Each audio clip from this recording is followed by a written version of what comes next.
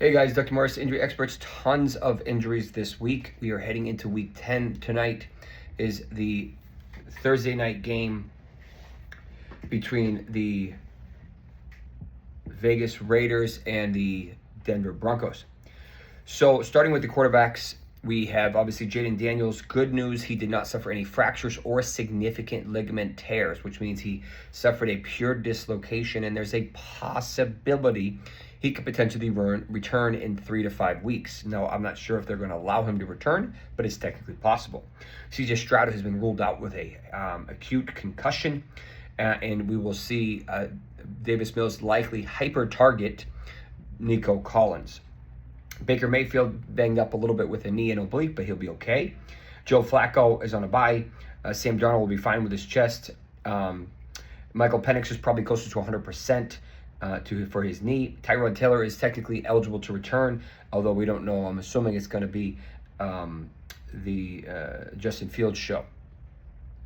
As far as Kyler, he was placed on IR yesterday, secondary to likely a moderate midfoot sprain, probably a re-aggravation of his old one, and they put him out for a month. He's not eligible to return till week 14, which gives Jacoby Brissett a significant leash now. Offense has been much more efficient and effective without Kyler on the field. We have not seen Brock Purdy practice in full since he suffered his setback, whatever game he came back, and he did not practice in full yesterday, or even we haven't seen the update full yet today, but I do not expect him to return this week. I think it will be Mac Jones again. J.J. McCarthy will be good to go and should be even healthier from his high ankle sprain. Heading into running backs, James Cook suffered what looked like a left medial ankle sprain. It could have been a very mild high ankle sprain. I don't think he ever really left the game for a significant amount of period of time. Everybody was freaking out about it yesterday, but yesterday was Wednesday, what I call a veteran's rest day, and I expected him to be potentially play and practice in some capacity today, which he did. So I think he'll be good to go for week 10. Maybe they give him a little bit less work, but in general, I think he'll be fine. Rico Dowell also missed practice yesterday with a quad injury, but it sounds like this was more of a precautionary, which tells me this is a quad bruise and not a quad strain. The difference is quad bruises are annoying, but they can be played on. Quad strains are concerning, and that's what now we've seen Terry McLaurin struggle with for the past 6 weeks or so.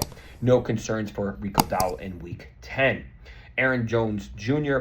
Had a great time last week, suffering an AC sprain in his shoulder, as well as a toe, probably a mild turf toe injury, but I do expect him to play. Jordan Mason has not looked very good. I would start Aaron Jones if he is on the field, probably more of a flex or RB2 than a true RB1.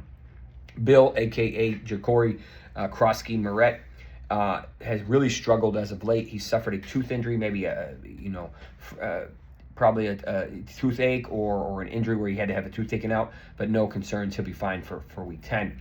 Managi, who absolutely went nuclear last week, suffered a minor ankle injury, but he'll be fine. And DeAndre Swift actually returned to practice in a limited capacity, which means I do expect him to return in week 10, probably a split backfield, maybe 60-40 or maybe 50-50, to give Managi still more work, but also be a little bit careful with DeAndre Swift because of the nature of these groin injuries. They're very notorious for re-injury. Ollie Gordon should be okay with his really mild high ankle sprain, and then Nick Chubb is dealing with a probably mild midfoot sprain, and he will likely play. Samaje Perine's on a bye, but he suffered a high ankle sprain. Bucky Irving did not practice yesterday or today. He sounds like this shoulder dislocation is really significant to the point where he's basically missed 4 or 5 weeks already, and he's not able to hit contact yet. So this is actually a worse version of what happened to Xavier Worthy earlier this year, much less obvious. So, at this point in time, it's unclear when he's returning. We have not got any indication for when he's returning. Quinshon Judkins, good to go, no concerns with his minor shoulder injury. Saquon Barkley, as I alluded to before the bye, he'll be fine, and he is a full practice today, no concerns.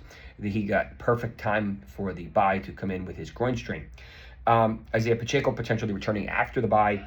Alvin Kamara, I tweeted about him this morning. He looks awful. He has a nagging ankle injury. Wouldn't be surprised if it's actually pretty significant. But he's probably going to play through it, but he's just not going to be very effective. You have to consider potentially sitting him.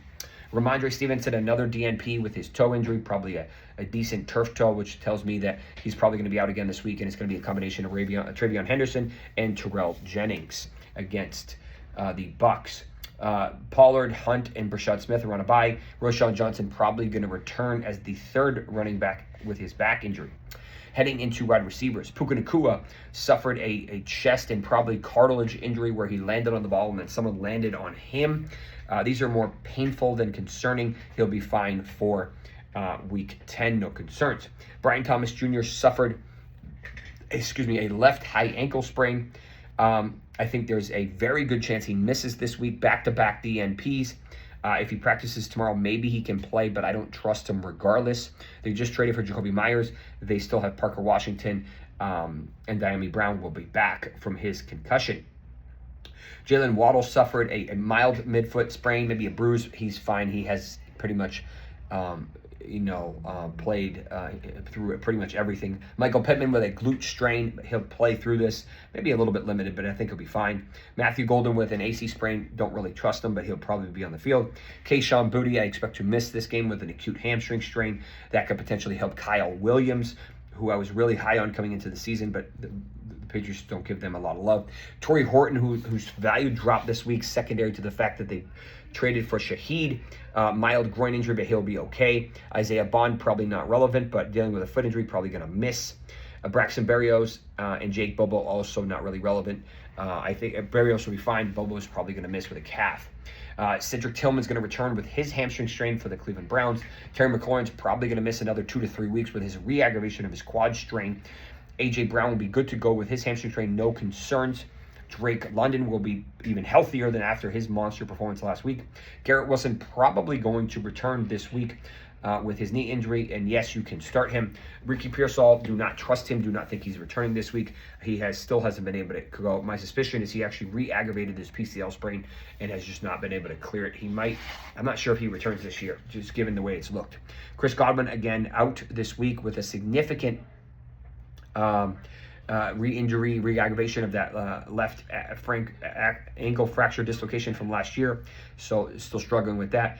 And we've seen Cooper Kupp with a hamstring and heel injury, probably going to miss again this week. Luther Burden back from his concussion. Rome Odunze with his heel and ankle injury has really struggled as of late. But he'll be back. Marvin Mims is out tonight with his concussion. Joshua Palmer, decent chance he returns this week. Dontavian Wicks could potentially return from his calf injury as well. DJ Moore has been okay, but still been banged up for the past, feels like a month. Juwan Jennings, basically the same. And then heading into the tight ends, unfortunately, Tucker Kraft was confirmed that he did indeed suffer a torn ACL contact, which is not very common. On his birthday, even crazier. So he's done for the year. We will see Luke Musgrave probably take over that role. Hunter Long for the Jacksonville Jaguars dealing with knee and hip injuries, probably going to be out this week. Cole Kmet returning from his concussion, he'll be okay. We saw Coastal Loveland have a monster game this past week, but now they're going to have to split again. Darnell Washington with a foot injury. We're still waiting on the update from them. He's not really relevant. Brock Bowers is going to smash tonight, but he does have a new injury, a toe injury. Not overly concerning. Ham and Michael Myers are going to go ham tonight. Probably get beat, but still should have good performances. Taysom Hill with a mild knee injury. He will likely play through it. A.J. Barner and Elijah Arroyo both dealing with injuries. I think they both play. A.J. Barner has a little bit higher chance to miss, but not a big deal. Harold Fannin Jr., I alluded to before the bye that he was dealing with an injury, but we didn't know what it was. It was actually a hamstring strain. He did not practice today and was not even listed or commented that he practiced yesterday, so I'm assuming he missed yesterday. So with that being said, I think Njoku plays this week, but I do not think Fannin plays this at all this week. So you have to be very careful with him. Daniel Bellinger, Dalton Schultz, and Mason Taylor will be fine, and they will be playing in Week 10 with no concerns. So there's your huge injury report for Week 10. I will give you a bunch of updates heading into Sunday, and then I'll give you a full breakdown on Sunday night. Thank you for tuning in. If you have any questions, comments, concerns, you want betting tips or whatever you want, it's deep dive on theinjuryexperts.com.